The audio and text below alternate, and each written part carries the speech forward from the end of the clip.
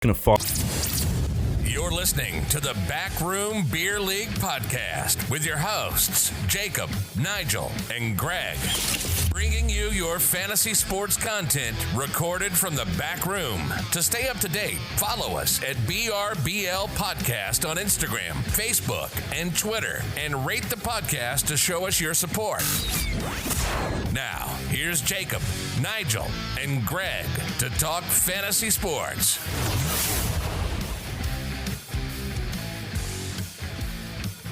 It is 8:40 on Monday, February 24th. This is episode 6 of the Backroom Beer League podcast. My name is Jacob. I'm Nigel. I'm Greg. And as always, we're covering fantasy sports, fantasy news, regular sports news. And this week, as I say every week, lots has happened. We had the NHL trade deadline just closed today. We have spring training fully underway in the MLB. We have some potential playoff pushes in basketball. Some moves were made in the football league. So all in all, we have a lot to talk about. But I think first, if it's all right with you guys, I'm going to talk about baseball. First impressions from 2020 spring training. Looking at spring training this year, I think there's a lot of things to watch. Especially players that weren't so good last year.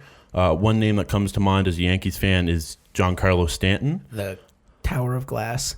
The Tower of Glass, the Glass Man. Giancarlo Stanton's an interesting name to watch this year because I've read a lot of good fantasy pieces from various writers, whether it's on The Athletic, it's on CBS Sports, it doesn't really matter. A lot of people are actually projecting Giancarlo Stanton to be healthy this year.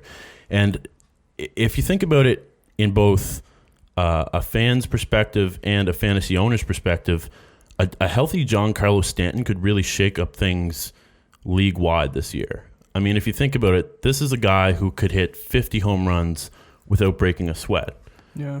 And when Giancarlo Stanton's healthy, I mean, yeah, he might be striking out like once per game or more, but when he hits that, you know, he hits the ball, it's fucking gone. When he smokes, when he smokes that thing out over the short porch in Yankee Stadium, like you take notice. So watching Giancarlo Stanton in spring training this year, he's actually looked pretty good from the training clips I saw of him. Obviously, I'd be concerned in the future with his injury-riddled past, especially last year. I think he only got like 12 games in at the end of the season. He was hurt pretty much all of last year.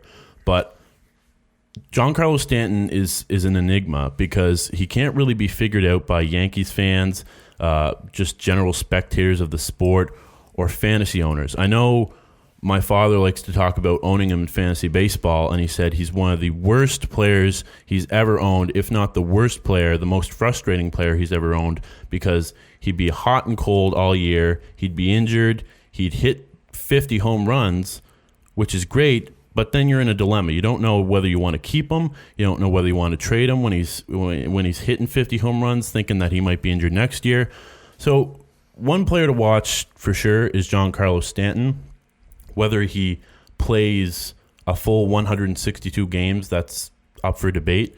I really think that as much shit as I've talked about Giancarlo Stanton, he could actually have a pretty healthy year this year. I mean, we call him the Glass Man for a reason because he has been the Glass Man, but surely to God, he's chiseled to shit. He's built like a Greek god, guys.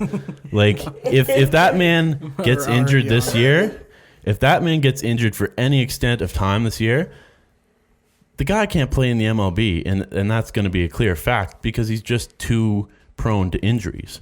But what do you guys think?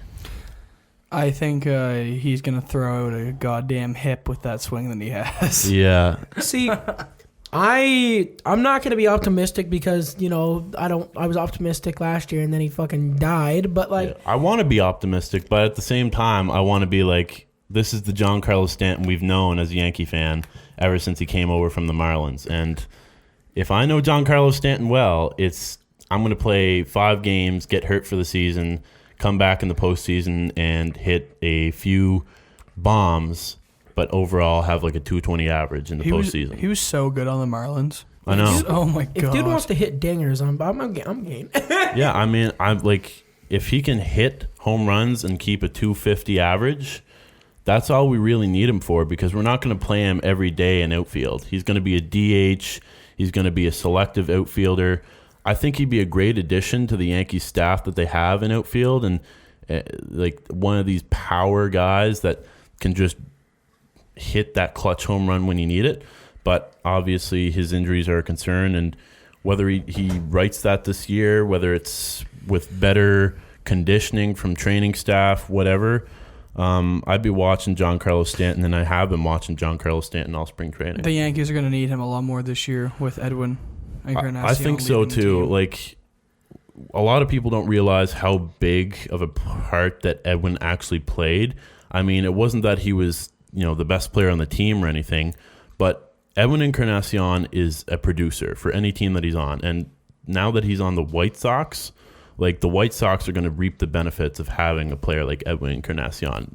A lot of people don't realize how valuable he is until he's on your team. And when he's gone, like, the Blue Jays will know. And they have known. We've seen. You've missed that point production.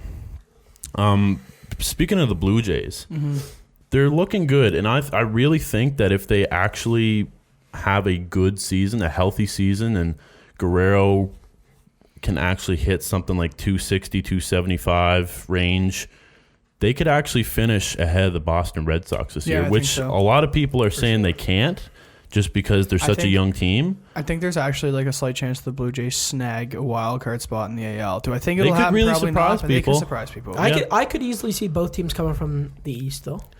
But that's fair. That's fair. But if you think about the Rays are a lot of people don't give them enough credit. They're going to take a wild card spot again. Yeah, Rays are definitely going to be in this year because they have moved pieces to get where they are now, and they have Austin Meadows coming off a great year last year, and I think he's only going to get better. I mean, a lot of people aren't sure what to think of Austin Meadows, considering he was almost a bust if it weren't for his good season last year. But I think that the Rays this year are going to be dangerous, and they're not going to go out like they did last year in the playoffs. Well, even then, they gave up a good fight to the Astros. Yeah, they did. For sure. Who's to say the Astros weren't cheating, but, That's a good point. Never let it die. Speaking of the Astros cheating, one of my other points is Jose Altuve got booed. Good. Like, go to hell. Like, there was a roar from the crowd when he went up to plate at his first at bat, and he got unintentionally hit by a pitch in the foot, breaking ball that kind of went out of the strike zone a bit. Was it intentional? I don't think so, but I think it's a foreshadowing events to come in the actual regular season. I'm telling you now, CC Sabathia is going to come on one day just to bean Jose Altuve and Alex Bregman. It's pretty telling, though, when you're looking at the spring training lineups, and for the first 2 days of spring training, the Astros played the Nationals, and they didn't play one single starter. Not one. Not a bad idea. It's not a bad idea, but when you look at all the other lineups, like, everybody was playing starters. At least one starter per spring training game, the first 2 games. So they're scared. It's clear. I mean, Bregman had a double. I think he had a walk. I think Altuve hit a single, and he got hit by a pitch. So obviously they're not gonna shit the bed here and go like 0 for 3, 0 for 3, 0 for 3 all spring training. But I know Korea went 0 for 3 or something like that. So he fell off hard. Yeah, well, I think it's all the shit he's been talking that he can't really keep up with. What a fucking himself. sin. Like, I don't know. I think just bringing up the Astros, I know we've talked about it before, and we're going to continue to talk about it until some sort of resolution or some sort of... They don't win the World Series. Yeah, unless they go and win the World Series or something like that. But I think it's just worth talking about the Astros because it's just so interesting now that they have to deal with so much pressure when they play home games, away games all season, just knowing that whoever's sitting in the stands on the opposing team, they hate them. They're going to be booed. They're going to be hit by pitches. They're going to be just made a mockery of all season. I kind of want to go see a baseball game in a stadium that the Astros are visiting this year, just so I can be there, so I can see it happen. Yeah, I mean, Throw a Jays a road trip. game in versus the Astros wouldn't be a bad thing. I mean, you'd probably get your money's worth just to see Ryu there alone if he was pitching that day. Jays tickets are pretty cheap too. Yeah, and one other guy I'd like to mention in passing with this kind of general scope on spring training is Jake Arrieta. And Jake Arrieta is a pitcher for the Philadelphia Phillies. And he's like Giancarlo Stanton, but to a lesser degree has had an injury-riddled past. Now, should they actually get Jake Arrieta in healthy, well-seasoned form for the regular season, the Phillies can actually put together a pretty solid lineup for pitching, a pretty solid rotation, because when you think about it, they already have Aaron Nola, who was a blue-chip pitcher prospect. Yeah, I think Aaron Nola is very underrated now. Well, I think Aaron Nola is underrated because he had sort of a slow start to his MLB career. I mean, last season. Yeah, I guess that is technically what happens all the time. That's always what happens. It's funny when you talk about underrated players, especially in baseball. Yeah. It's like you got kids that are like coming out of college super, super, super young. Yeah. And going up against this pitching that they never faced before. Well, I mean, that's what it is, right? Pitching in baseball is such a mysterious thing because once pitchers get called up from the minors, some of them don't actually reach their prime for another 5 years. You're right, yeah. So, and I mean, I feel like it's definitely easier for you to hit baseballs if you have a speaker in your ear. So yeah, you know what type of pitch is coming. Yeah. Buzzer on your titty in a trash can. Exactly. Exactly. But going back to Jake Arrieta, I think that if Jake Arrieta is healthy this year, the Phillies could actually put together a solid rotation, and they were a bit of a disappointment last year. They've been a disappointment ever since the Bryce Harper acquisition. I mean, he hasn't put up the points that he was supposed to. But, I mean, the Phillies could look a bit more dangerous with a healthy Jake Arrieta, Aaron Nola, Zach Eflin. They have pieces there that can actually win them some games. It's just getting them all healthy and getting them all to their expected and perceived form, like the case of Aaron Nola, that will be the deciding factor in how well they do this year, obviously. I agree 100%.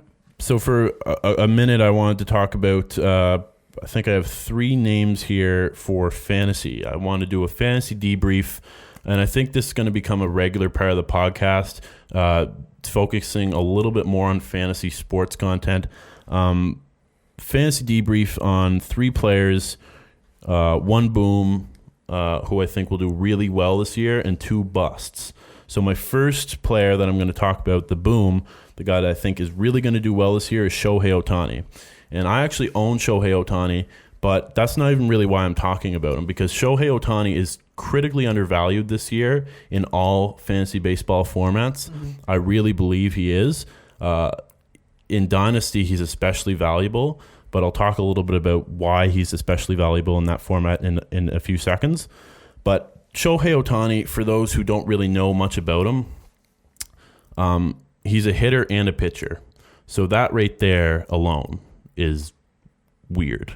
Mm-hmm. We had one come up last year from the minors, Brendan McKay. He's on the Tampa Bay Rays, who's the exact same way, but Brendan McKay can't hit to the power and batting average potential that Ohtani has shown he can. Both aspects. Ohtani is a great pitcher, and he's a great hitter. Brendan McKay is a great pitcher, an average hitter. He can hit the ball. Yeah.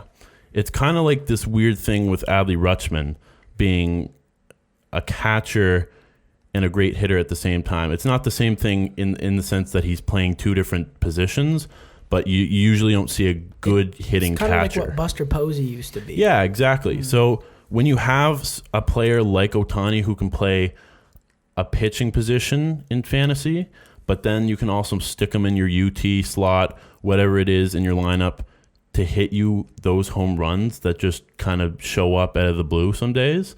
And when he hits home runs, from the tape that I've seen in the games that I've watched him in last year, and especially his rookie year, the year before, he crushes the ball. Like, he doesn't just, it's not weak contact power that Ohtani's getting. He's crushing the ball. He had a 286 average last year and 18 home runs. And that was in like 328 at bats, I think. So that wasn't even in a full season. So he's going to start at DH this year for the Angels.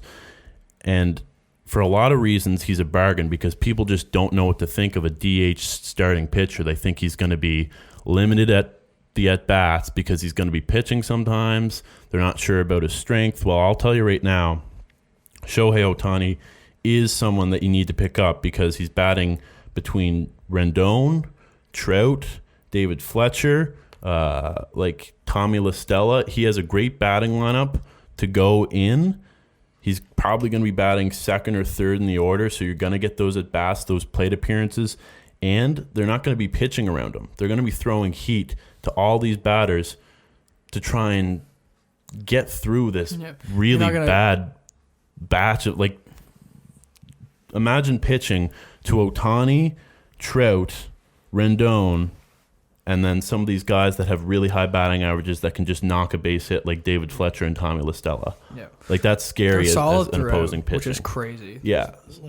So Ohtani is going to get pitches to hit no matter what, and I think that's why he's so valuable. I mean, in a dynasty format, he's especially valuable because if you can have a pitcher that also doubles as a DH, then you have dual position eligibility in a format like head-to-head or roto.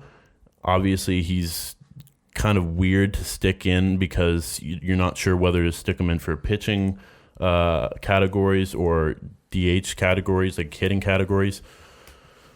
But I'm really high on Shohei Ohtani now. I wasn't really high on him earlier, even just a few weeks ago, because I wasn't sure what to think of him. But as I've read more about him, he's really one of these players that I think could go unnoticed, and he's really valuable if you can pick him up cheap, or if you send a mid-range offer for him. I think you're still going to get value out of him just because of the dual eligibility alone. One of the busts I wanted to talk about for fantasy baseball is Jeff McNeil. And I'm not sure if either of you guys know who Jeff McNeil is, but he plays for the New York Mets. And he's a third baseman. He has a 318 average last year with 23 home runs and 75 RBIs. That right there is hard to repeat.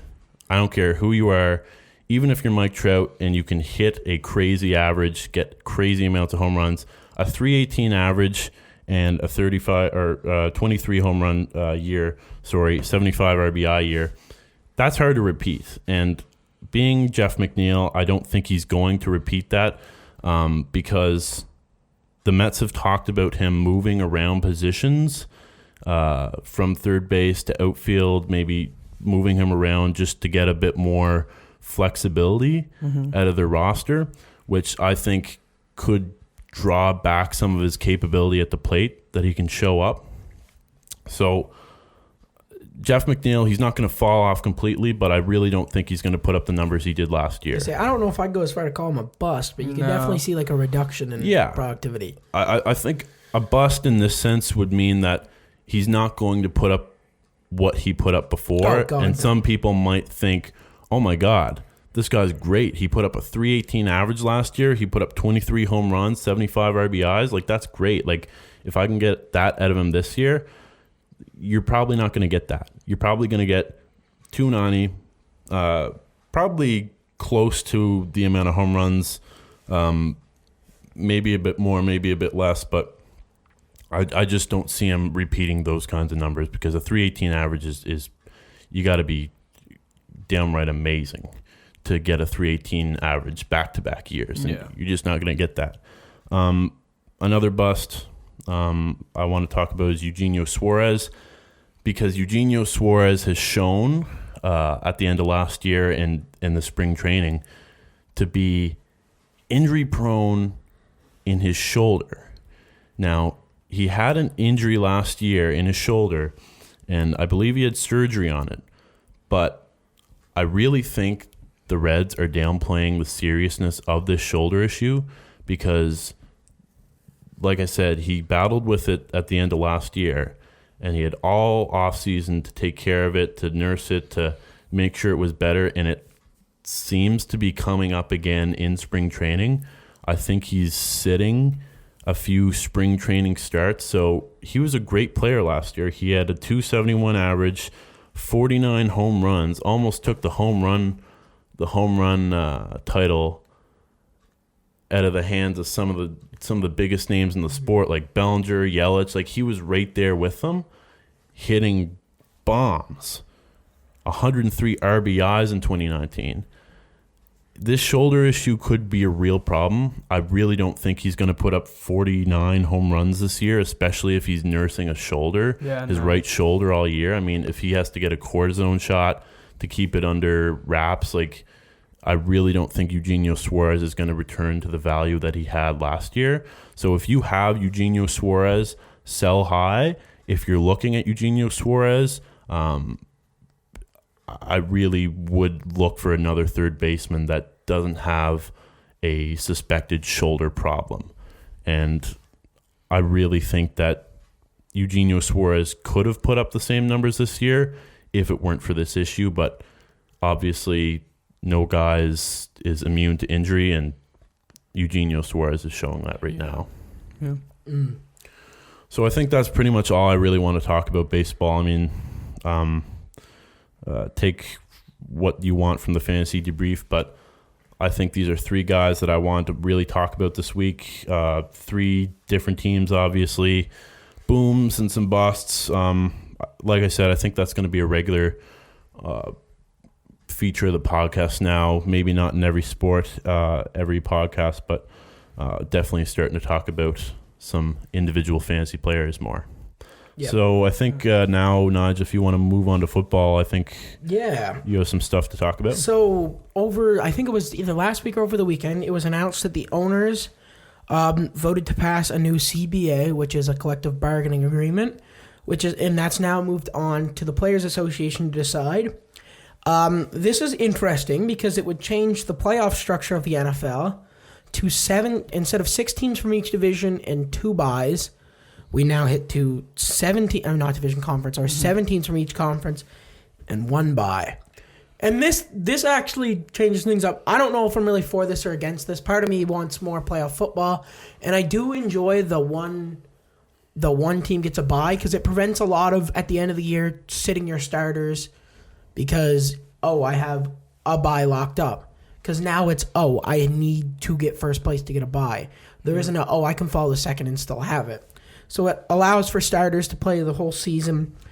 But it also, the 17 playoff structure is interesting because if you look at a division like the AFC, which is very top heavy, you've got a chance for like an average wildcard team at 7-9. I think it's good for the NFC, because the NFC is the NFC is more better teams in it. It's far more balanced. It's way more competitive, right? You would have had an 8-8 Rams taking the 7th spot, and they could have. And the Rams were such a hot and cold team that having them in the playoffs would have been really, really exciting. They could have pulled the Titans. They really. I think this is trying to get the Cowboys into the playoffs. Really, I really think it is. And you would have had the Steelers on the other side. I think that would have been a great defense, but Ducky Hodge just throwing duck bombs to the Kansas City. I really think this format could be good for football. Like, obviously, you're saying more playoff football. Well, the length of the season for football is so short as it is. Yeah. The more football you get, no matter what the changes are made to get that extra tiny bit of football to watch, I think it's really beneficial for the fans and the teams. I actually really, really like it. I think it's interesting. I think I'm not opposed to it at all. No. When I first heard about it, I looked at the playoff structure and it was like I saw something on Instagram where it was saying like this is how the playoff format would have been, and it would have had some really, really, really interesting games that would have popped up that we never seen. But what I also do enjoy, especially with the NFC, because I was reading this, is over since 2010 or since 2000 or something, I can't remember. There had been 6, 10, and 6 teams to miss the playoffs due to like divisions and stuff. So it eliminates that. Yeah.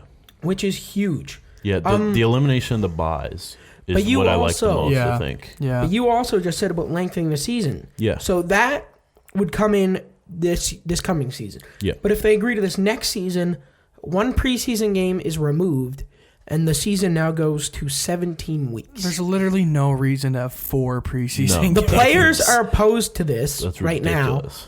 now. But for fantasy, this is huge because you now get an extra week for fantasy football. Yep. But there are talks that the players are going to negotiate this into 2 buys. So then it takes the season longer, but it also makes it more like you have to manage your fantasy football team very differently. And then you also have to now, like injury-prone players, now, like, it's already a factor, but it now becomes an extreme factor because it's only one more game, but that's still one more game. I don't know. The 17 games, I'm not 100% sure about. I do like that they're cutting a preseason game. Preseason, 3 games is enough to scout talent, cut guys, make guys. Yeah. Preseason often injures some big star in that 4th game where they play 1 quarter and it screws everything up. 4 weeks of preseason football is, like, it's hard for fans to watch. Yeah, like I have a really hard time watching. As much as I like watching football, like as much as all of us love watching football, nobody watches preseason. Watching football. the Packers shovel out Tim Boyle and Deshaun Kaiser made me want to gouge my eyes. Like I literally couldn't give less shits of the Oklahoma State Community College for Policing quarterback that the frickin' Cleveland Browns have at their 6th string. Much. Like I would rather die than watch him play a football. Another really interesting thing, though, that I'm really surprised the owners went in on, there would no longer be a penalty for the use of marijuana, which I think that's a sign of the times. Could easily, because it's legal in some of the states, but it could, and this is big for fantasy, if this goes through, they'd have no other option but to reinstate Josh Gordon. Yeah. Josh Gordon would be playing in the NFL again, and he'd also be on the Seahawks, which is a team right now with wide receivers of DK Metcalf and Tyler Lockett. And another thing, which will cut into one of my fantasy debriefs here, Greg Olsen, who they claim was mutual, Greg Olsen said it was one-sided, was released from the Panthers and is signed on a 1-year deal with the Seattle Seahawks. I saw a lot of people online thinking that, this was going to be an amazing signing and Olsen was going to get used a bunch, but I really don't think his fantasy value changes that much. Like, he gets a better quarterback throwing to him, but he gets in a system where the ball is thrown far less, and he now has to, instead of competing with DJ Moore, he now has to compete with Lockett, Metcalf for sure. Is he even their starting tight end the way that Jacob Hollister played by the end of the year? Well, I don't know if they'd come back and start Will Disley. They might start Will Disley if he's back. Yeah. But if Greg Olsen's going to compete with so many, and then he's also the fact that Seattle runs the ball the most out of any team in the NFL. I'd argue that his fantasy value has decreased. Because he was Kyle Allen's favorite weapon because Kyle Allen couldn't throw 10 yards. And, right. With him and Christian McCaffrey. But, I can see Greg Olsen, he's still a solid tight end too, but I think he's going to lose his tight end 1 value in a system where he's just not going to get the ball much. Yeah. And then there were a few other things. The Washington Redskins cut Jordan Reed, who's been a concussion magnet. He should call it a career. It's probably for his own good. Yeah, he should. But they probably feel guilty playing him at this point. They also cut Josh Norman, but not like their defense was something you'd ever want to pick up in fantasy. And Josh Norman's been awful. But an interesting cut I found by the Eagles was they cut Nigel Bradham, who was a really good pass coverage linebacker for them. Yeah. And I know the Eagles' defense was very wish-washy. They were pretty good against the run, but their corners were bad. But it just seems interesting where if they struggled in pass coverage, that they cut arguably their best coverage linebacker. So that's a defense I would avoid next season unless they trade up and draft a corner, or like a Justin Simmons type player. Yeah, or grab a safety. And then the final thing I want to talk about was there have been rumors circulating that the Patriots, instead of drafting, are going to use their number 1 pick to trade for Stephon Diggs. And things got interesting when last week Stephon Diggs went and deleted anything mentioning the Vikings, like through posts off his Instagram. I don't know if it's just a Stephon Diggs thing, but Stephon Diggs is a good receiver. He's outshined by Adam Thielen. I don't know if I'd read too much into that, because sometimes a lot of athletes do that just because. But the only other interesting thing was that he wanted out during the season. Yes. So, I knew that. Von Miller's done that before, and he's happy. I don't see them moving Stephon Diggs. If it does, the Pats are going to have to pay more than a first, because Stephon Diggs is like him and he's elite. Adam Stephon Diggs doesn't get enough credit because of Adam Thielen, but yeah. Diggs is a really good receiver. But it's a weird hypothetical to look at. If they get Diggs and re-sign Brady, they don't match each other though. Like they're two different types. Yeah, they're at two different paces right now. I don't know how Diggs fits into that slot route running system that Belichick runs. Yeah, I don't think Belichick would fit with him really well. No. It's just, obviously it's an interesting proposition to make that Stephon Diggs could actually end up in New England. Like, that would be weird to see, but it would be odd. I really don't think he'd actually fit in with the scheme that they run. There are multiple teams that are rumored to have interest. I know the Broncos are rumored to have interest. If you're any team with the space, you're interested. Yeah. Personally, with this wide especially if he wants it. This wide receiver class, which I'll talk about later, not today but later, I don't think there's a point in making a move for a wide receiver when you have guys like CeeDee Lamb, Jerry Jeudy, T. Higgins, Thaddeus Moss, Jefferson, and even then you've got free agents like Robbie Anderson, Amari Cooper. I mean, only downside with Cooper is he drops the ball a lot, but you've got big downside. You've got so much that a trade is almost pointless. Yeah. You're better up. There's no way you can go into the second round in this draft and land a solid. Out of some of the top prospects rated for this draft, 37 wide receivers are there. That's foolish. This is arguably the deepest class we've ever seen, best since 2014. So I don't see Stephon Diggs being moved just because there's way too much. I can see him being traded during the season next year if things don't go their way. Mm-hmm. Yeah, I feel like if they feel like they're not competitive enough, they just... Only reason I can see it is for a cap dumping because they pay Kirk Cousins so much goddamn money. But that's about all I can talk about for football. People that? People still being cut. Things are going to happen. Packers better fucking cut Jimmy Graham. But, the CBA goes through. It'll be interesting. But basketball has been getting interesting now post All-Star break, where teams are sitting. So I'm going to send it over to Greg, see what's going on over there. Yeah, for sure. So a lot's been going on in basketball, actually. And one of the most intriguing things, personally, for me, that's happened over the past week is the waiving of DeMarcus Cousins by the Los Angeles Lakers and the signing of Markieff Morris in return. What are your fellas' thoughts on this whole thing? I know me personally, I like the dump by the Lakers. They're very much in win now mode. Well, yeah, they're not going to get anything of DeMarcus Cousins on the roster. So I think it's a really strategic move for them to waive him and then potentially get him back after the season ends. Yeah. But I don't know. I think obviously they're getting more production out of Markieff. Yeah. I think he was sitting on the bench, Torm, he was just ring chasing, so he wasn't doing anything. I don't mind at all with the dumping and the signing of Markieff Morris. I just think it's interesting where he's going to go next. Where's Boogie going to go chase a ring now? There is a genuine chance that he does go back to the Lakers for a little bit less money now that they have a good solid chance of winning a ring this year. I think the Lakers, a lot of people on the Lakers really enjoy his presence there. Yeah. I know that's not everything in sports. I know that's not everything to determine whether a player is going to re-sign or not with the team, but a lot of people in the Lakers organization and the players themselves actually really like Boogie Cousins. Well, actually, something that I read that was very interesting is that he is technically allowed to continue his injury rehab with the Lakers and the Really? medical staff, and he's choosing to do so. Well, that's interesting. That's really interesting. Leads me to it would make He's me keeping believe that close he's staying, ties right? with them. Yeah, At the very least, yeah. and I think that's really interesting. I think it says a lot about their relationship, his relationship with players on that team. I know LeBron's quite fond of him.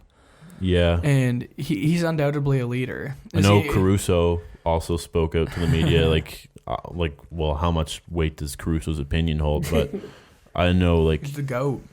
there's numerous players that have come out to the media and said that they actually really like Boogie Cousins. As much as, fans might give him shit for ring chasing or maybe being, a locker room cancer. But I don't think he is a locker room cancer. I don't give the guy shit for ring chasing. No. When he was a free agent coming off lot that of people injury, do, though. nobody wanted him. No. Literally nobody wanted him. No. And he signed a 1-year, $5 million deal with the Warriors because literally no one else would sign him. It was a friendly deal. Yeah. It was a friendly deal.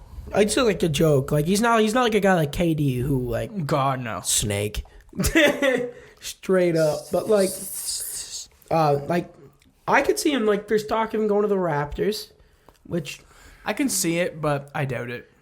but I think he's a useful asset to whoever gets him next year when he comes back. Yeah, he has to have a system, right? And he was by far his most productive self when he had the ball, right? He's a dominant power forward center who needs the ball in his hand, but can shoot from the point at the same time.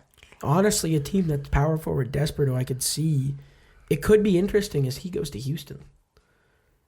No, He's not going to get the ball up, but that's Houston is power forward desperate because no. Well, he's more of a center anyway. But the even point then. I was making is that he needs the ball, and if he goes on a team with Westbrook and Harden, He's not getting the goddamn ball No. ever.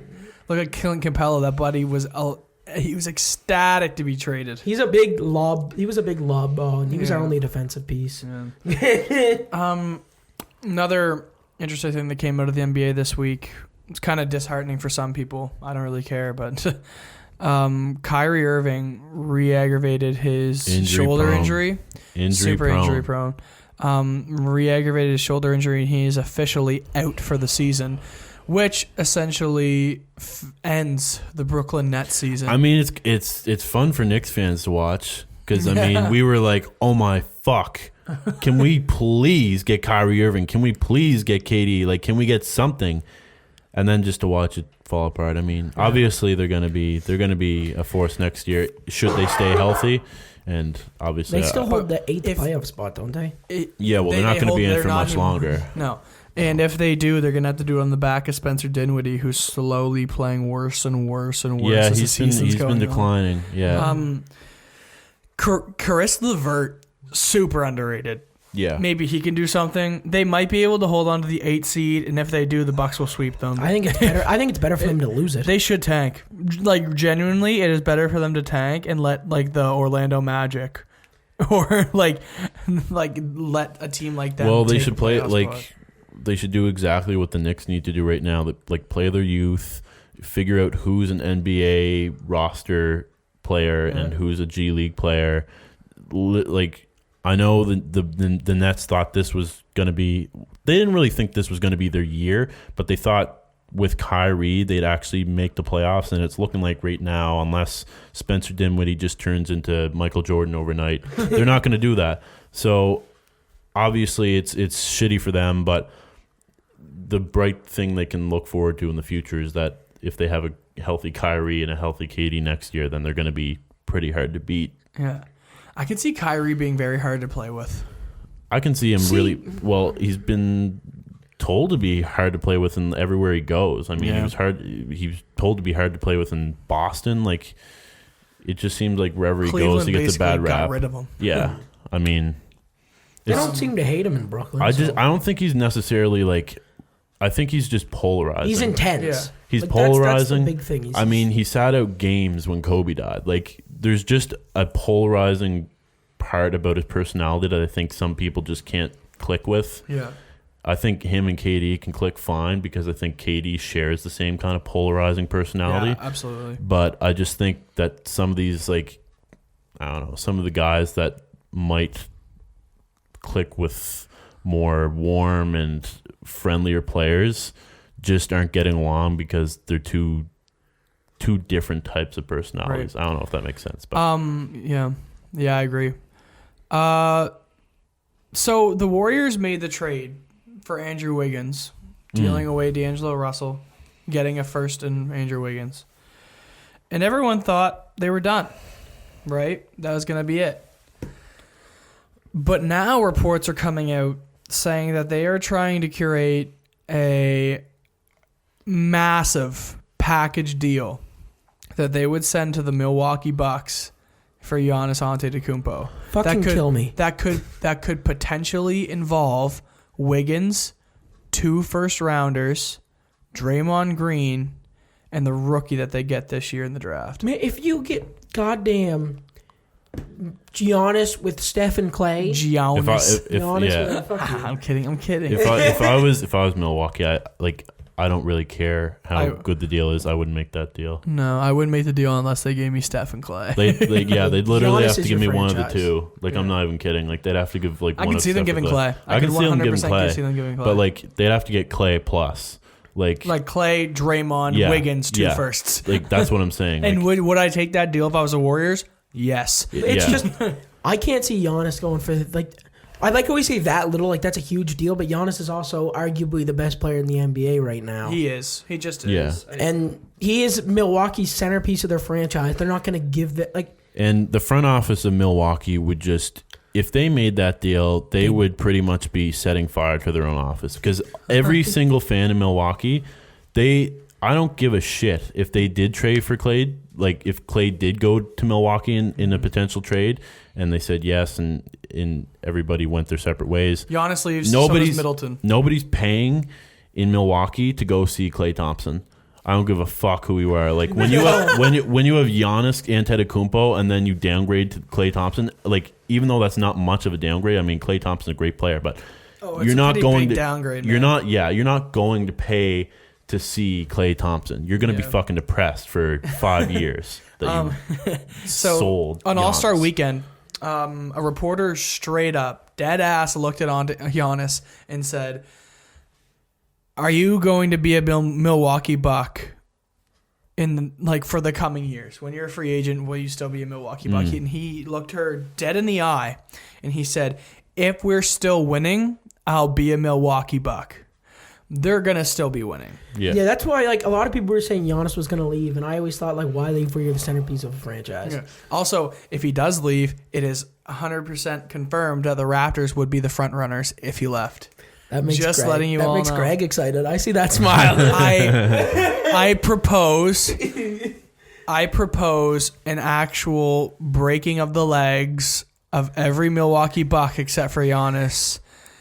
Seeing if they can fall to 4th or 5th in the East, him getting frustrated and leaving, coming to the Raptors, and us winning 8 straight NBA championships. Game and you see Greg with a baseball bat, cartoon sneak. Man, I wouldn't go to acting like I wouldn't go to Milwaukee. Are you kidding me?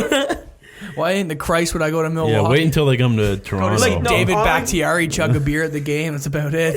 All I imagine is, in the cartoons when they tiptoe super sneaky, I just see Greg with a baseball bat over his shoulder, walk behind Chris Middleton and just right in the back of the knee. I'm hunting wabbits. Chris Middleton just hears in his ear, "Wabbit season," and then crack in the back of the knees. Oh man. No, I think the Giannis rumor that you're talking about, I mean, they'd be fucking stupid to sell Giannis to the Golden State Warriors. Of all teams to sell him to, they'd be stupid. Even if they did get good return with someone like Clay, Picks, Wiggins, they're still committing suicide. They're still committing suicide in their fan base. I know we talked about it last week, Nigel and I, when you weren't here, Greg, but one story that really keeps coming up over and over again is the whole Clippers situation, because I know Nigel and I gave our thoughts about it, but we're wondering what you thought about the Clippers. I don't even think that was in the episode last week, because I think I cut it a bit short, so I don't even think we got Nigel and I's thoughts on the Clippers situation in the episode last week. So to talk about the Clippers and a lot of people saying they're unraveling right now before our eyes. I mean, did you see the clip the other night of Kawhi? I forget who he passed it to. Oh, he was livid. He hit a pass that should have been, easy money, and whoever was... But he didn't cut to the basket, and it just went out of bounds. Yeah, and Kawhi, for a man that doesn't show any emotions at all, he was screaming at this guy. He was like... It just seems like they're not as good as they they're thought they were going to be, and they're frustrated. All I heard at the trade deadline was that they were going to win. They were going to be NBA champions, and I said from then that I thought they were overrated. Now it's kind of they've struggled against mediocre teams. They were 15 and 13 on the road. They have no chemistry at all. No, it's just Kawhi and PG. Yes, because that's what Kawhi said. He said, "You get me PG, and I'll come in." But that's it. They traded for Marcus Morris, but that doesn't mean he'll instantly fit there. I can't help but think of if the Raptors had followed through with the trade for PG, what it would look like. Like it's just foolish to me. I just don't understand what all the hype for the Clippers was. Because I do, man. You got Finals MVP looking like a stud Kawhi going with Paul George. Once the season started, they were like, right now I think they're third to the Nuggets, and they were only a game and a half above Utah. I guess not Utah. If you're saying like you didn't understand the hype before the season started, not before with the season, but around trade deadline when they were barely hovering above the Denver Nuggets, and I've never seen them look dominant in a win. Well, like I said, you've never before, seen Kawhi look dominant. They can't play down to any team. They can't play down to any team. They have to fight for every single one that they get, and it's just showing like now with the injury status of PG and Kawhi's load management, sitting games, like they've both missed a ton of time. Yeah, I hate load management. I don't care how much the load management is playing into Kawhi missing these games, but Kawhi just isn't playing, and whether that's for his own health or whatever, it doesn't really matter at this point because the team, as they stand right now, are, like they said, a lot of people have said, they're unraveling. They have the chance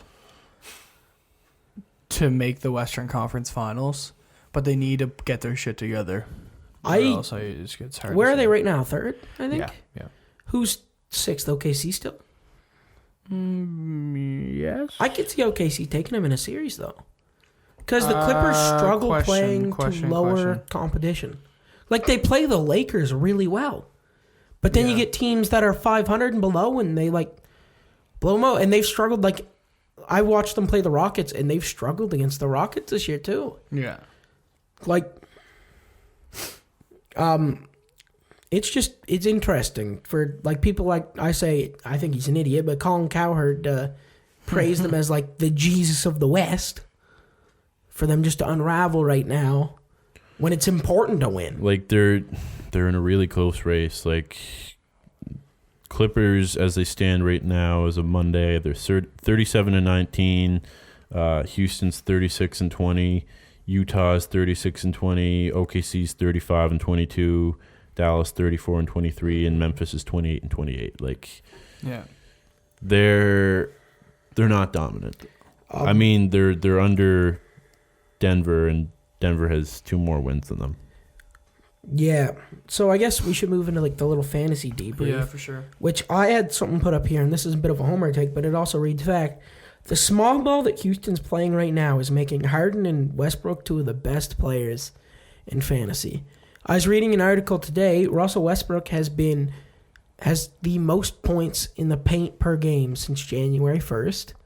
Like on games like Utah, they both won. Harden dropped 36. He's definitely like Russ dropped 34. He's improved his game. Like it creates more space on the floor, and both of those guys benefit like Rudy from space. Gobert tried to make. They're finding a bit of chemistry that they didn't have at the start of the season. Right.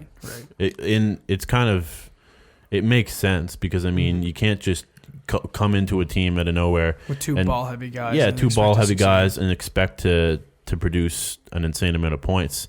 Both of them, but now I think they're finally starting to find a way to work together in a way that makes sense for both of them. Mm-hmm. Well, I'm pulling the Utah game from Saturday night, but oh my God, did Westbrook make Rudy Gobert look silly? Oh, I know. It looked like he was going to take that three, and he just made him look like a even fool. then, there was he kept telling Westbrook to take shots because he couldn't think he could. I actually Westbrook just went off. I actually seen the video of the guy who was courtside, like egging him on, like saying, take the three. And once Westbrook went in and did that alley-oop, he was pointing back at the fan that was saying, take the three, like trying to taunt him a little bit. Westbrook has that fire, man. Oh, he's so competitive. When you light a fire under Westbrook's ass, shit goes crazy. I think that's been lit. I think that's actually been lit well, now. And he was doing load management at the start of the year, which he'd only play at every other game. Yeah. And I think Mike D'Antoni threw that out the window. Yeah. And he's not playing tonight with a thumb injury, but he's played all the games recently.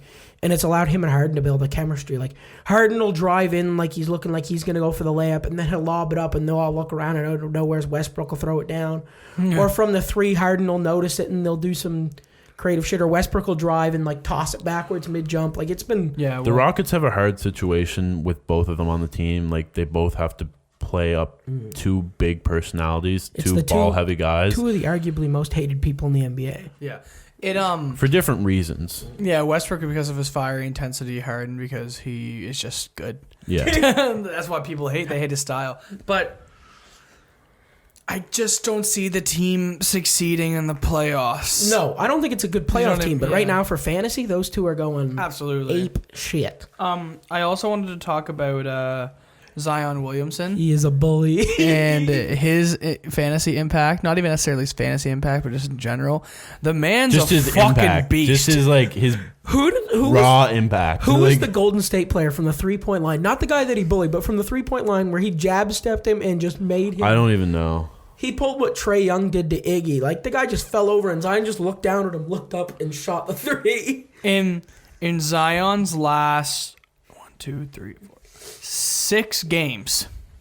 -1. So the last 5 games he missed a game with a little tweak in his ankle. 5 games he has scored 20, 34, 26, 21, 25. The Pelicans are going to be scary because they're going to have a good first-round pick because they shat the bed without Zion. That's fantasy scoring, by the way. But you got to think next year, with Zion's going to be taken high, but now you have guys like Lonzo, the Pelicans players, and if they re-sign Ingram, these are all guys that are going to now, I think, get taken a lot higher because the Pelicans are going to be a better team. Yeah, fantasy-wise, I think the Pelicans are going to be very efficient in the years to come. I think Lonzo's a good fantasy player, even though his numbers but he's young. They're going to keep improving. Right? You're going to have a core of Lonzo, Ingram, Zion, Hart, Jackson Hayes. And they're going to climb together. Possibly whoever they draft this year might come out to be a... Yeah. You never know. Yeah. When Zion dropped 31, 9, and 5 against the Trailblazers, I was sitting there and I was like, holy shit. He's just such a physical... he is what you'd make in a lab. Yeah, if you took 20 pounds off him. But he's still not slow for his size. No, it's just the impact. At his weight right now, I doubt his career. He's kind of reminding me a bit of Anthony Davis in the sense where he's a big man who can still shoot a 3 if you need him. Yeah. He's shown capable. He's more dominant than Anthony Davis at this point. He's just got the weight. Mm-hmm. He's got the weight to throw around and bully people. Yeah. He can bully people. For an fantasy impact, though, he's showing his dividends. Him and Shaw are both going to take big drive. I got, in our league, which I'm not saying I knew a lot when I drafted, I got Shaw late. Mm-hmm. And he's been good. But next year, him and Zion... I think they're going to take a climb. Absolutely filthy. One name I want to talk about just before we move on to the NHL and the trade deadline that closed today. Bradley Beal. Oh, career night, sad. 53 points. It's so... Just that video of him sitting on the bench I want to die. Yeah. No. It's the saddest. Not an all-star because his team sucks so bad. When you drop 53 and your team still loses? He's projected to be the number 4 guard for the rest of the season in fantasy. That's crazy. He's so good, and his talent's being wasted because he has a... You don't want to talk about Giancarlo Stanton being a glass man in baseball? John Wall is the glass man of basketball. Well, what is it with Washington sports outside of the Capitals and national... both, the Redskins and the Wizards are two of the most incompetent franchises I've ever seen. Well, it's funny that you say that because the owner of the Capitals owns the Wizards too. Well, It's weird. He's obviously putting priorities somewhere else. Yeah, obviously. And it's in the Russian gas. He's just on his phone at every Capitals game like, fuck, I don't want to answer this. Like, just let it work itself out. They The got Wizards beat by will the do Warriors what they by want. 22. Shit. Yeah. Well, and that. Yeah, what am I going to do about that? The Caps are winning. The Caps are going for I'm getting Ilya Kovalchuk. He probably doesn't give a shit, to be honest. He's like, one The winning guy's franchise. swimming in money, so like why He's 2 would he years care? out from a Stanley Cup. He doesn't give a He's shit. already won a Stanley Cup. So I say he's 2 years why out. would he care? Like the one, Wizard- I feel one like- franchise is succeeding. I feel like he literally just bought the Wizards as like a side project. no, it's really Yeah. really a James Dolan situation. Like when, Hashtag free Bradley Beal. yeah, like when James Dolan owns multiple franchises, it's like they get neglected. Like when you own multiple franchises, one's going to get neglected, or multiple are going to get neglected in favor of the other. Yeah, free Everything's Bradley getting- Beal's a fucking Everything's loser. getting neglected except his bank account. Yeah. No, but 100%. Bradley Beal has just been such a great point producer this year, and It's so it's a sad. damn shame that he wasn't an all-star. But like, I think he's getting some recognition now in the media just because he put up a career night of 53 points against the Bulls, and I'm happy that he's getting this press, but it's a little bit too late for that right now. I mean, he should have been recognized for I'd like to his see him on the Pelicans. production earlier. Oh my God. Him on the Pelicans will be filthy, and they have the cap room to do it. But Jake, you mentioned Ilya Kovalchuk, and I guess this is a good time to move into the NHL. For the NHL, the past 24 hours has gone absolutely It's been a haywire. It's been a good trade deadline. And I'd say the trade deadline started when last night the Montreal Canadiens are absolute buffoons and said, no, we I have a wouldn't say guy. they're absolute buffoons. I don't know. I feel like they could have got more for Kovalchuk and not would have to retain Yeah, 50%. but he is a rental, and Ilya Kovalchuk has actually talked about Montreal in a very good light. I'm not sure if that's. You see, when I talk about Ilya Kovalchuk here, I'm not sure if Ilya Kovalchuk used Montreal to boost his value to get traded to someone like Washington, like a cup I wouldn't contender. doubt it. Like, I'm sure he talked to his agent really closely and said, listen, I want to be traded to a cup contender. He said that ever since he was thinking about leaving or was thinking about being traded from Los Angeles. He wanted out of Los Angeles because who wants to be there right now? He's not going to win a cup in Montreal. So if he uses Montreal as a staging ground to kind of recoup his legacy and make a bit more value out of his own talent, then he gets traded at the end of the season at the trade deadline by Montreal to a cup contender like Washington, who could actually really use him. I think that's smart. It's a lot like a Sergei Fedorov move for Washington when he moved from the Blue Jackets to Washington. Sergei Fedorov actually did really well. He scored like somewhere around 30 points, I think, the year that he was there at the end of his career. Another Russian, got to play with Russians like Alex Ovechkin. I think we even had Alex Semin on the team at the time. Maybe that was a bit later than Alex Semin still being there, but still, I really think Kovalchuk could really work out well on Washington's third line. I mean, he's obviously, I think a lot of people were thinking that Kovalchuk could be traded and Montreal could get a bit more for him, like maybe a second rounder, but if they trade, get a third rounder, which could end up being more of a fourth rounder depending on how Washington places us here and stuff. I don't know, like it's interesting to say the least, and I think that if Ilya Kovalchuk, whether he's wanting to actually go back to Montreal or whether he's just saying that and he really wants to sign with Washington again next year for a year or two, I don't know. We'll see. But I think it was a great move by Washington, and if Montreal only gets that draft pick out of them, they didn't really lose much. No. The trade deadline's been wild. Yeah, There's been some moves made. There were three major teams who were making moves: the Edmonton Oilers, the New York Islanders, and the heroin lineup. Carolina Hurricanes. Well, I'd argue there's 4 teams, Nige, and the 4th one is the New Jersey Devils because they sold everything that moved on that team. We talked about everything that wasn't nailed down got moved. We talked last week about the Andy Green and Pickles, Blake Coleman trades. But today, Wayne Simmons went for a 5th to Buffalo. The fuck's Buffalo doing with Wayne Simmons? And then Sammy with the 5th. Yeah, that too. We literally were like, "Here's a bag of pucks. Give us Wayne." And then we traded Sammy Vatanen to the Hurricanes for 2 prospects and a 4th. I think the Wayne Simmons trade was just symbolic. You guys were just like, we admit defeat.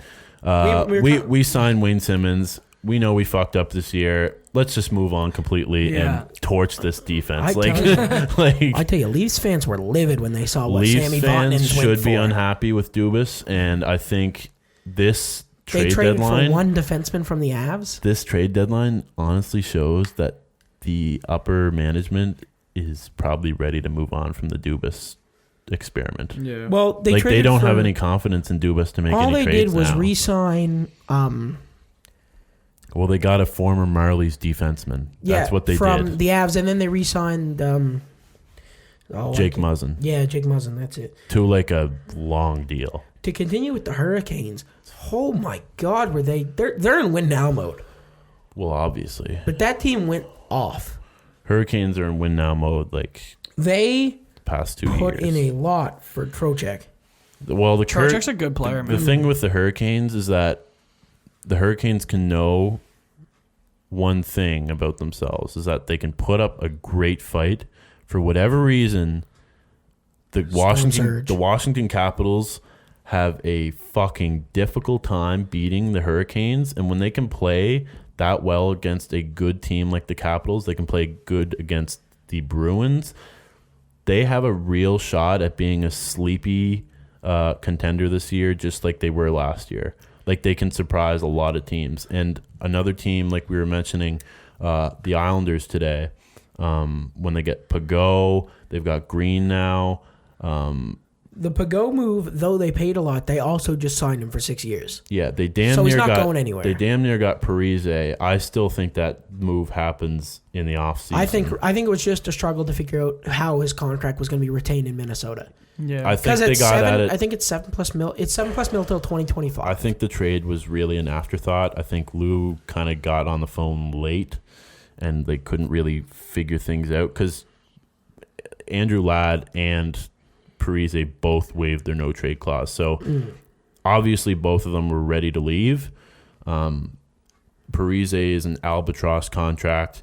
Andrew Ladd's isn't much better, but both of them signifying that they were ready to leave today means that Parise is going to leave in the offseason. There's no real question in my mind that he's going to go now. And Minnesota, by that standard, can fully commit to a rebuild if they move Parise. I'm pretty sure they probably just didn't want to get Andrew Ladd in return. Why would? Yeah. Speaking of no trade clause, you told me I was crazy when I originally brought one of these 2 players leaving up. The Penguins got Patrick Marleau, meaning he waived his no trade clause. Yeah. And left the Sharks. I thought it was crazier that Joe Thornton would be moved, and they entertained for both. They entertained him, and I kind of suspect that they would entertain talks to move Joe. The fact that he's just Jumbo Joe would have been our 4th line center. There was talks of him going to the Bruins for a reunion tour. I couldn't see it because the way he ended with the Bruins, it didn't end well. The fact that Joe, I don't know how to put this. Obviously, old he's in as shit. He's literally though. He has a cane. He's in the final years of his career. That obviously any move that would move Jumbo Joe would be to get him a cup. He looks. It'd be a homeless. friendly move, and if the team is doing nothing but trying to get him a cup, the trade is not in their favor. Yeah, the Penguins had a good trade deadline. The Marlowe acquisition was really good. I like getting Sheary back. Yeah, that's Sheary as back. well. You guys did really well, I think. To win now, I like the Zucker trade. I don't like it for the future. But you are with your aging core. With we need to win now. Yeah. I don't really It's know like the though. Caps. Like the Zucker trade, the more I think about it, shedding Galchenyuk, Was like good. that was good for well, you it's guys. like the Bruins removed Brad. Dumping Kalen Addison sucked. The thing That is, sucked. Zucker fits in with your team build because you've always been a deep, gritty team. Yeah. And when you have players like Zucker that can just fill those third, fourth line roles really well and kind of give some support to players like Malkin, Crosby, like Gensel, like you have a really good team there this year. And we damn near lost you guys the other night. The Caps damn near lost, but I don't know how we pulled it out. Well, speaking of found a way. dumping, the Bruins made some moves. They dumped Bacchus for Bacchus. They traded with Anaheim, didn't they? Yeah. And there were two deals. Yeah. One was a straight trade of forwards that really meant nothing, and then there was I think that the Bruins upgraded for a win now. and then there was the Bacchus deal where they shedded him. Well, on a Bacchus's prospect. contract was like They needed that ludicrous. gone. Like to pay Bacchus the kind of money he was getting in his contract was ridiculous. So And then the final team that we think won the trade deadline, the Edmonton Oilers. My God, did they beef up? Like, Yeah. if that team can hold their playoff push, if there's two Canadian teams right now I think could actually make a cup push. One is the Canucks because they've been playing really well lately. well, Also, like I said, that Tyler Toffoli trade was actually really good for them. the Canucks and the Devils made a trade for goalies, and the way I quoted it with the we traded Domingue for an AHL goalie. I said it's like two monkeys in a zoo walk up to each other, shit in their hands, throw it at each other, and walk away. That's all that trade was. We shedded Domingue for Cap for an AHL goalie. Yeah. We'll Like- see how the marks from injury affects the Canucks. God, I hope they don't have to start Domingue. My God, is that hard to watch? We'll see. But besides that, they beefed. Edmonton made out pretty freaking well. Yeah, they did. Chris Kreider on the Rangers also signed a big deal. A lot of people think a lot of people thought he was trade bait. He's Went for always been trade bait. He was number one on trade bait for a long time. Well, he's signed a 7-year deal now with a 6.5 mil AAV, so he's not being moved. But I know there were a lot of talks at the end of the trade deadline on Buchnevich. Then it shifted from Georgiev to now Shesterkin, but both Buchnevich and Shesterkin were involved in a car crash, I think, yesterday or the day before, and Shesterkin's out, I think, for a couple of weeks Fractured at least. ribs. Fractured rib. Buchnevich is out for a little bit too, so I don't think they would have traded them anyways. But the injury there definitely kind of talked down anybody who was interested. Who else? Barkley, Goodrow. Goodrow into the for Tampa's now gotten rid of their Vancouver's first that they had and theirs. Barkley, Goodrow for a first-round pick and a 2023 round pick. Tampa's I don't in know. now. I don't know. That was like, I understand Goodrow. They paid a lot for Blake Coleman too, though. Like Yeah, paid a but first- that was that's a going to help lot. them. That's going they to. paid a first and a prospect for Blake Coleman. So Tampa Bay, I think, is literally in a we're winning this year mode. But they're not gonna. They always joke. If they play the way they did on that 11-game win streak, whew, Well, if Andrei Vasilevsky plays like he did in last year's playoffs, they're going to get swept. Now it's like, he's right also away. leading the league in wins right now. well, he did though. last year too, and he still got swept. So like, I don't know. If they can pull it off, it'd be great. I'd like to see Pickles win a cup. But right now, I'd like to see Andy Green and the Islanders take it home because the Devils sure aren't. The only positive I have is the Devils finally got themselves out of lottery pick contention. I really think that the Devils did well. Oh, yeah, we should. They shed the players they needed to shed. We don't have any more UFAs. I don't think there's any clear losers of the trade deadline. The Leafs. Toronto Maple Leafs. The Leafs. I meant like Toronto people who didn't fucking move made to deals. Yeah, I was talking more yeah. people who made Yeah. the deals. But like, Even the Sens did well for themselves. well, the Sens moved Ennis, and yeah, The only team I think who should have moved, and the Red Wings moved a bit, but I think I would have been nice to see the Kings try and do more. Yeah, the Kings shouldn't though, man. They should have sold gotta more. get some draft picks. That's what I mean. That's what I mean. They should have sold more, Yeah. and they didn't.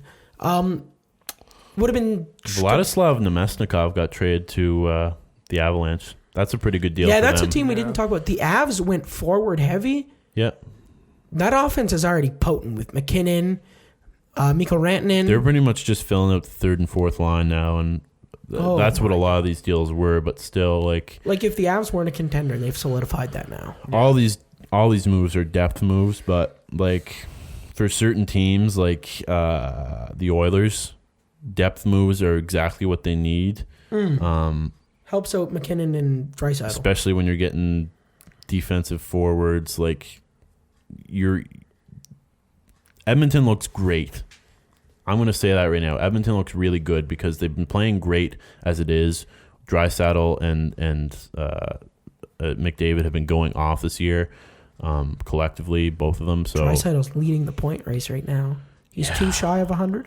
yeah, that's crazy. That's really good for them. I'm happy to see them do well, and I'm happy to see them make moves to actually like contend because it was getting to a point before this season where I was like, holy shit, they're actually like willingly wasting Connor McDavid's career like big time in Edmonton. But if they can actually make the moves that they did, and they did make them in the trade deadline to kind of build a team around McDavid and Draisaitl, then they're not going to be wasting his They got career. a shot. Like as long as they make the playoffs, they're not wasting his career because once you're in the playoffs, anything can happen. But it's just the fact that they've missed out on the playoffs for multiple years of his career and in his prime that just pisses me off so much. Yeah. And it's finally like it's great to see it this year actually kind of come to fruition where they make it. So speaking of trade deadlines, we said last week that we delayed our topic because Greg wasn't with us.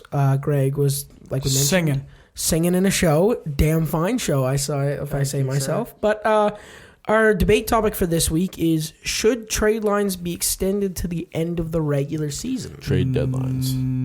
Yeah. No. Was that necessary? No, I just had like the biggest I brain fart agree, I've ever had in my but life, to be honest. I do think they need, for some sports, specifically basketball and football, they've got to be moved closer to the 3/4 mark. Well, yeah, like you were saying, you were saying to me earlier, they're definitely a topic of debate because basketball and football are different in the case that they're at more of the halfway mark than the 3/4 mark. And Football needs to be a bit later. I don't know. I think football could be a bit later. Football does. But right now where they stand, I don't really have a big opinion on them because I think where they are right now suits the sport that they are built for. For football, I 100% disagree. Because the NFL trade deadline is one of the most boring things ever. Yeah. Because by week 8, you still have no idea who's going to be a playoff team. Like Miami had I think it should be week 12. If you put it to week 12, then you have your clear okay. Like teams are out here being like 9-3, Like 10-2. If you move it to week 12, I think Pittsburgh makes a move for a quarterback. Yeah. I think basketball is definitely. I think the Pittsburgh Steelers take a shot at like a guy like Phil Rivers because the Chargers weren't winning. Like you have teams like the Chargers who would try to get rid of Melvin Gordon as a rental, and like week 8 is just too early because this year at the trade deadline, literally nothing happened. The only thing that happened was Jamal Adams maybe would have possibly gotten football moved. Could definitely be moved just based on the amount of games that are played. Yeah. Like you just don't have as many games to watch players. Like in basketball, you have a whole half season. Basketball, there's a lot of games every single day to watch certain players. But when you have a week system like football, where you're like week 1, week 2, week 3, well, yeah, you've seen them play against, and it could ultimately be their schedule too. If they have a really easy schedule in the first half of the season, and then they finally start playing some hard teams, it could actually show a better. You could also argue the other way because if you do put it in like week 12, you're giving the person like 4 games, 5 games with their new team before you start the playoffs, which is not a lot when you're looking at a strategy. But then you look at some players like Marcus Peters come in and snap of fingers make an impact. Yes, but that's a cornerback, right? You tell him to play man coverage, he's going to play man coverage. Yeah. If you're trading for a middle linebacker or a quarterback and they need to learn the system, your game book, everything. Yeah, it's hard. football can be a hard adjustment in such a short amount of time if it is moved, like if it was moved. It's just same with baseball, honestly, in some aspects. Baseball, I think, is definitely Pitching-wise. fine where it is because it happens July 31st. There's still like 3 months left in the season. but you're also like 3 months in, roughly. Oh, you're more. Baseball's fine for me. Yeah. Yep. Yeah. I could see, like, I don't hate football where it is because sometimes it's interesting. It's just, you get into a lot of cases where, like, the Cowboys were going to make a move for Jamal Adams, but they pulled off because they assumed they were fine. Yeah. They make a move for Jamal Adams. I think make the that's a brand new team. But Jamal Adams is also arguably the best safety in the NFL. Right. So, but there's like, I could see, like, I don't hate where they are. I don't want to move to the end of the regular season. That's ridiculous. Yeah, that is too much. That's Like, I've seen that argument put out, and it's like, then why have a trade no deadline? one would wait that long. No. Because then you have teams that are, like, playoff teams are then going to go apeshit. Yeah. Like, part of the nice thing about the trade deadline is you've got to make those moves. You've got to make the Miami Dolphins made a commitment to tanking. Yeah. But if you're like going into the trade deadline 4-4, you've got to make a decision whether you sell or you buy. Well, the reason the trade deadlines in each sport are where they're at right now is because they garner interest because there's still time left in the season to play. Like, the NHL was great.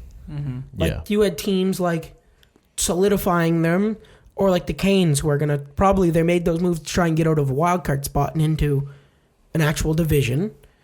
You had teams like, you had a lot of teams trying to solidify. You had teams trying to sell. Like even the NBA, like you had the Heat picking up Iggy to, try to solidify. You had the Warriors selling D'Lo.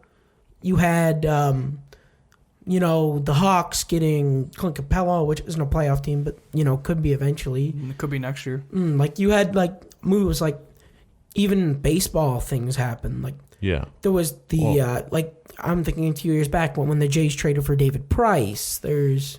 Yeah, I mean... Like, it didn't work out, but that was a big trade at the time. Yeah. Yeah, trade deadlines are always for depth. And I think, moving them...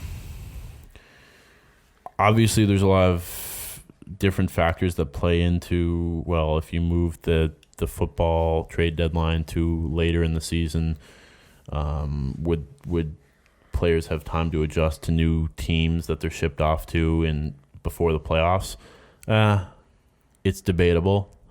I think they're fine where they are, in my opinion. I mean, I know it's not a perfect system in a game like football, but I think that football is just almost too touchy of a sport, especially the way it's played, the weak system, to almost move it, because it'd just be interesting. Like, if you moved to the it would be quarters, interesting for sure. Because I could easily see, like, the Pittsburgh Steelers being an example, trading for a guy like Phil Rivers. Or, you had the Rams could have made a move for an O lineman. Yeah. Because that was their problem. Jalen Ramsey was an interesting trade, I'm not sure. But or you could have had teams like even the Cowboys make moves. The Eagles should have made moves and never did. The thing with keeping it at the same place as it is now, at like a halfway point in the season, is that if teams are really looking to make moves, they have to make the gamble. Yeah. Yeah. Like, moving it towards the end of the season is better for the actual teams because they get more time to see who they're interested in trading for, or they get more time to showcase who they're putting on the trade block. But I think when it's earlier in the season, like in the case of the NBA and the case of football, it just adds that bit of gambling element to, well, there's 8 weeks left in the season, or there's half the season left in basketball. I really need to know for sure. And that's where scouting and that's where analytics and all these guys that work for these organizations come into play so much, is because you have to rely on the information you get from these guys to give you an accurate read on whether Mo Harkless is going to be great in New York. Is that the right move we need to make? obviously it didn't really matter for the Knicks because their season's over anyways. But it's that kind of thing where you have to kind of gamble on the move that you make at the deadline. Yeah, it's a very interesting thing. Like, I don't see them being moved, but it's an interesting hypothetical to look into. Oh, for sure. And obviously a lot of these debates that we have are hypotheticals. I think out of any of the sports, really, football, even though, like I said, it is kind of a hard sport to move, that's the one that Even could if be you moved moved it to easiest. week 10. Even if it was moved, like, Give it 2 a couple weeks. weeks after where it is now to week 10. Because that still gives you 7 weeks to That's implement a system. That's more of a move that I'd suggest making if you were to move it at all. Something like basketball, I think it's fine where it is because, like I said, you get more games in basketball to watch players, to kind of get a read on them at the trade deadline. Baseball, I think it's fine where it is. July 31st, start of August, like fall baseball is right around the corner, so I think it's pretty late in the season, and it gives teams kind of a good place to trade. And hockey, I think, is fine as well. We're at the 60-game mark in the NHL right now, and I think it, especially since you got such a good read on how healthy the trade deadline was today, there's nothing that would even suggest a need to move the trade deadline back, or, well, you can't really move it much forward in the case of the NHL. So I guess now we'll move into our the thing we always end the podcast with, our players of the week. I guess I'll start with mine. For this week, for me, it's Trae Young, who became one of 4 players in NBA history to drop 50 points in a game by the age of 21. That's foolish. Trae Young is crazy. People call him overrated. I can't figure it out. Well, people call everybody overrated, especially in the NBA. I think it's because the Hawks can't win, but that's not his fault. The Hawks can't win, but the Hawks are going to be a much better team in the future. I've said it before. They're shit. They're a shit franchise right now, but the moves that they made to get the picks that they have in the future, to get Capella, they are going to be a good team in the future, and Trae Young is the piece to build that team around. He's a lot like Steph Curry. Oh, he's so much like Steph Curry. He'll take shots from from the logo, like half court shots, and make these shots. Like, I don't know where he has this unique skill, especially drawing fouls outside the 3-point line. Like, that's a really unique skill to have at such a young age. Jake, you want to move in yours? Yeah. Well, my player of the week, I guess you could call him a player because technically he was. Leafs fans, cover your ears or just turn it off. David Ayers, emergency backup goaltender in the building, originally intended for the Toronto Maple Leafs, but because Carolina was visiting Toronto and they did not have theirs with them, they had to use Toronto's emergency backup goaltender, and he ended up getting them the win. I mean, it's just as much of a great moment for him as it is for anybody who hates the Leafs like me, because it just embarrasses them. And with the trade deadline today, I mean, they should pretty much close shop for the rest of the year. To Vegas, I think Jacob would literally would have an out-of-body experience if this happened to Vegas. Oh, my God. It'd be just great if it happened to Vegas. But if they lost against a Zamboni driver goaltender. Oh, Carolina's embracing this. They're selling his jersey.